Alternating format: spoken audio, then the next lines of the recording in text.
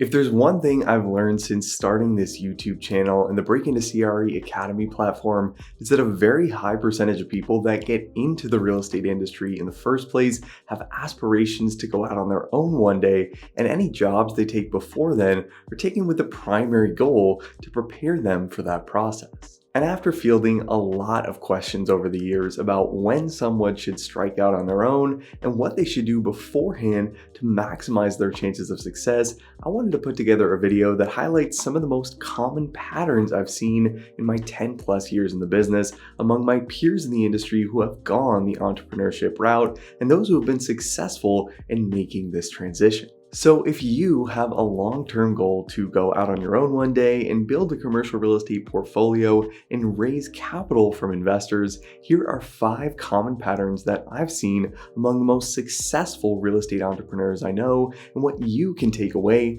from each.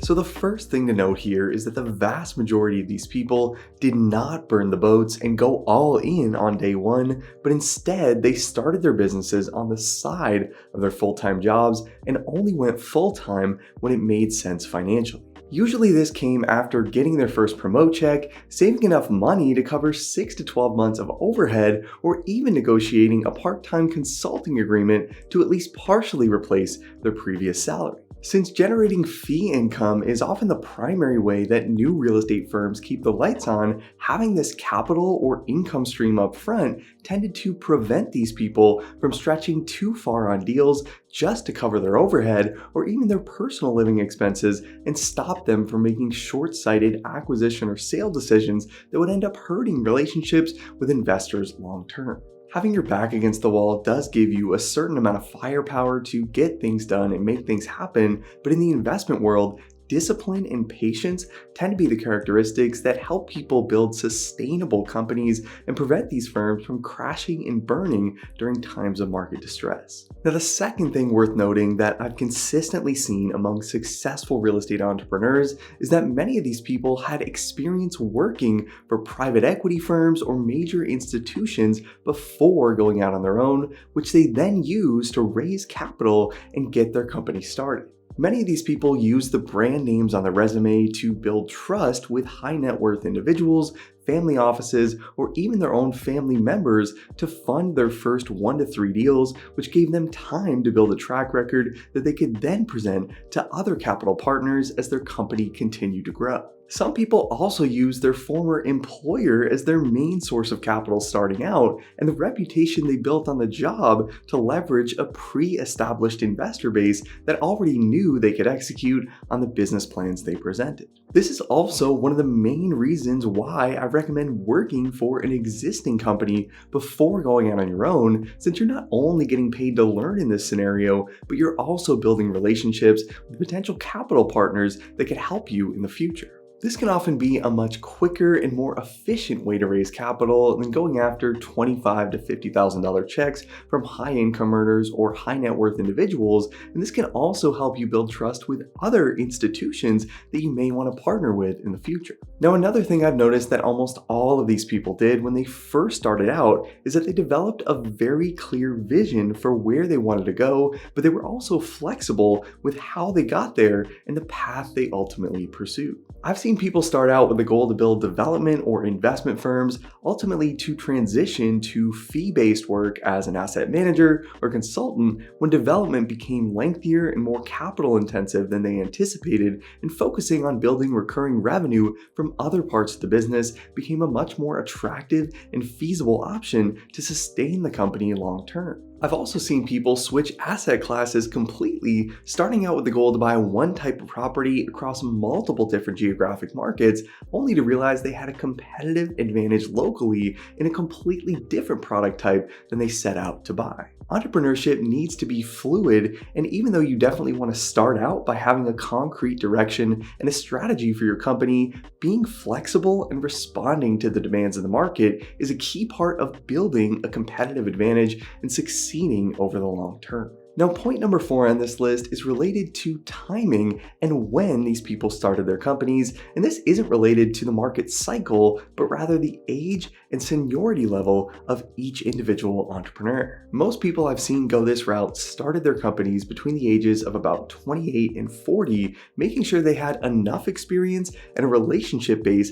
that would help them do what they set out to do, but they also weren't too comfortable in their current job to the point where they couldn't bear the thought of leaving and starting over. Most of these people made the leap once they hit the senior associate, manager, or VP level, usually with about 7 to 15 years of experience in the business overall. A lot of people find that once you start to get around the associate level and begin to take on a significant amount of responsibility, there can start to be a nagging feeling of, I'm doing everything myself, but only taking home a very small piece of the pie. And when you work on transactions and you start to see the fee and promoted interest amounts being generated by the company, and you realize that you're the one doing the majority of the heavy lifting, this is often the breaking point when people feel confident enough and incentivized enough to go out on their own. People talk a lot about faking it until you make it, but I've personally found that confidence comes from actually doing things and experiencing success, and that's the kind of confidence that helps you build an investor base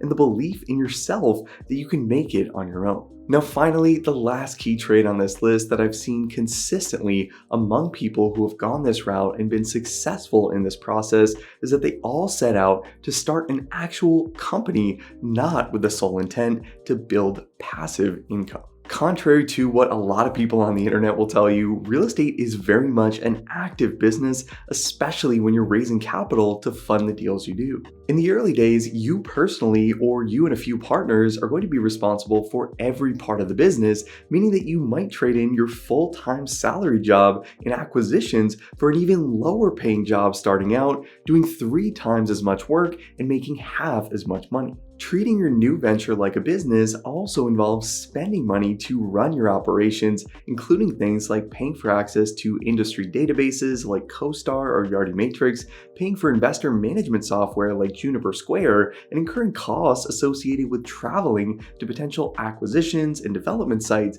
knowing that only a very small percentage of the deals that you tour will end up panning out. If you're after passive real estate income, investing in deals as a limited partner is a great way to do that, but starting your own investment firm and raising capital from equity partners is not going to lead directly to sitting on a beach. Now, obviously, there's no one right way to start a company, but if you're thinking about going the entrepreneurship route, these are 5 things I've consistently seen among my peers in the industry who have done this successfully, and hopefully some things that you can implement if you're looking to strike out on your own in the future. And if you want to take the first step in this process and land a job in the industry to learn the ropes and get paid to do it, as always, make sure to check out our all-in-one membership training platform, Break Into CRE Academy. A membership to the Academy will give you instant access to over 120 hours of video training on real estate financial modeling and analysis. You'll get access to hundreds of practice Excel interview exam questions, sample acquisition case studies, and you'll also get access to the Break Into CRE Analyst Certification exam,